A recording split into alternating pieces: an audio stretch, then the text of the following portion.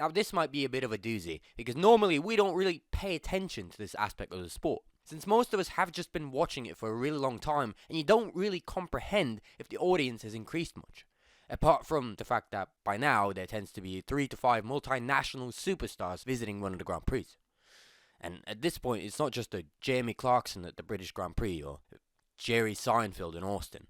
It's more along the lines of the odd Cristiano Ronaldo, only the most popular sportsman in the fucking world. Joe Rogan, the most popular conservative in the world. And I don't know, the President of the United fucking States. But apart from that, it doesn't really feel like much has changed, has it?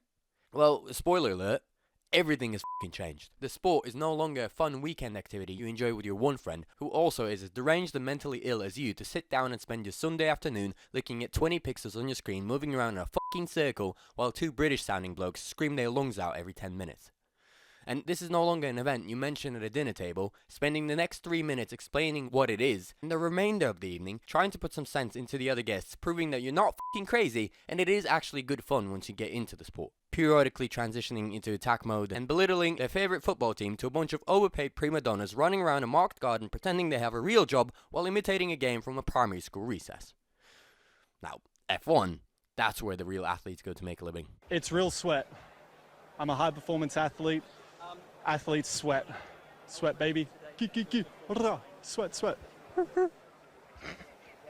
What it has now become is more than just a sport.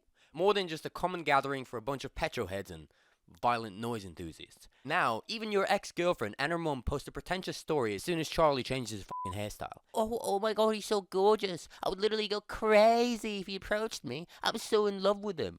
Fuck you, bitch. You didn't take my mans, I saw him first. Either way, what has happened for sure is that the sport has grown massive in numbers. Absolutely huge. I mean, the crowds that the races gather are ridiculous at this point. 300, 400,000? Fuck. Almost half as big as a MAGA rally. But considering that the sport itself has remained largely the same, I mean, it is still just a bunch of European overprivileged cunts driving land aeroplanes around for a few hours straight. But the viewership has somehow increased tenfold. So why is that? Why has F1, widely previously considered a joke of a sport, suddenly harboring such popularity from the common folk? And what does it mean for us, the OGs of the sport? Stick around and I guess you'll find out. In my previous clip, I concluded that the drivers are getting younger and younger, so hopefully that is not the sole driving force of the growth in the viewership, because that would just mean y'all are a bunch of sick motherfuckers.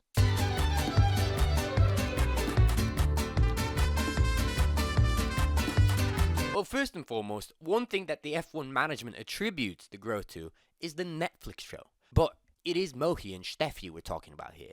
I wouldn't trust a word those two slimy bastards say. Either way, it has certainly propelled the sport into the common discourse amongst the average young adult demographic, whom tend to hold a peculiar proclivity towards the dramatic frivolities.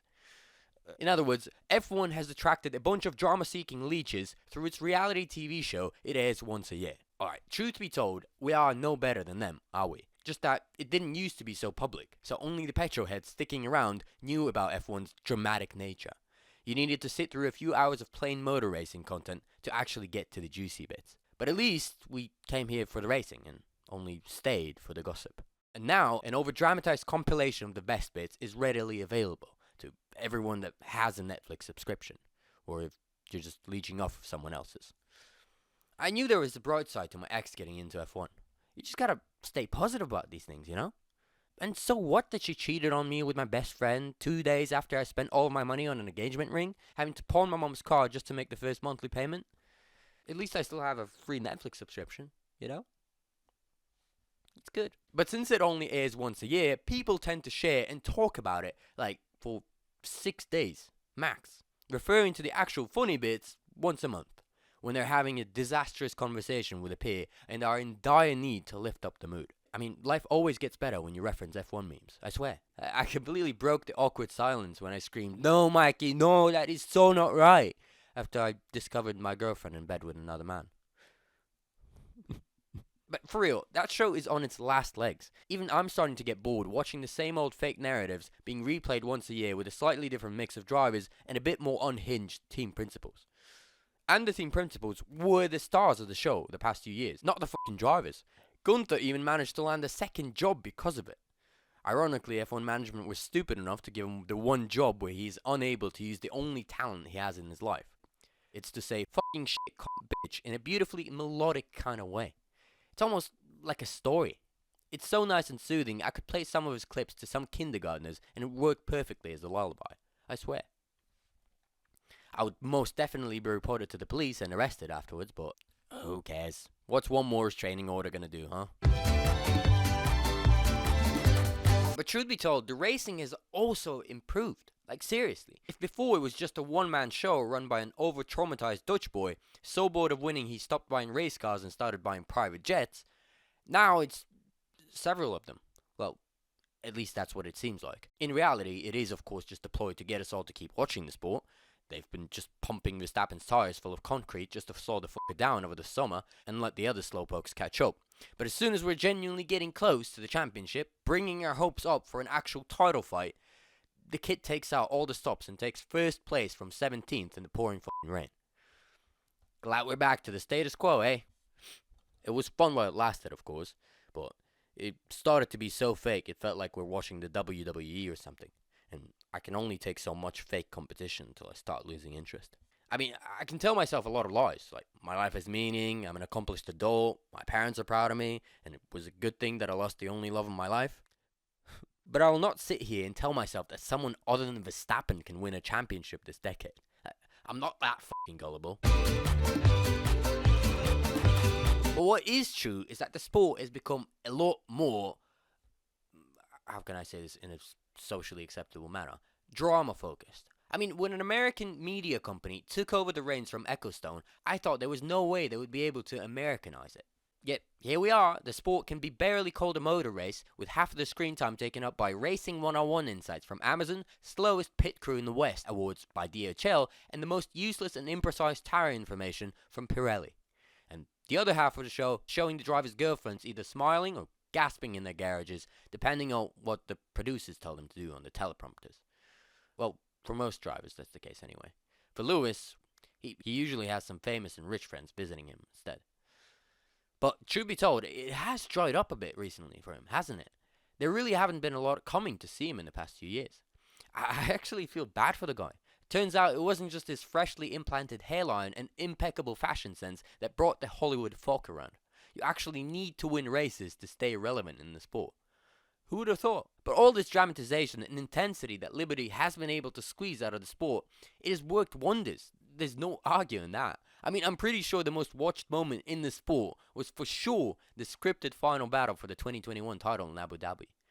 That and the clip of Grosjean boiling like a lobster on live TV.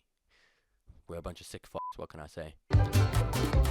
But yeah, we do love our bit of drama, don't we? And the sport's new management has been able to leverage that perfectly. To give them credit, they have been able to spur more competition in the sport by improving the racing and introducing some worthy regulation changes. And that had a strong effect on the amount of drama that's produced during a race weekend. I mean, before, you could only squeeze so many headlines out of a 10th victory in a row for a Dutch douche. There are only so many private jets you can buy. And through the magic wand of American production value and the successful launch of a 10-part marketing campaign has been going strong for 6 years in a row now, the drama that exists in the sport has been put as the main focus of the spectacle, making the sport into the biggest live clown show of this planet.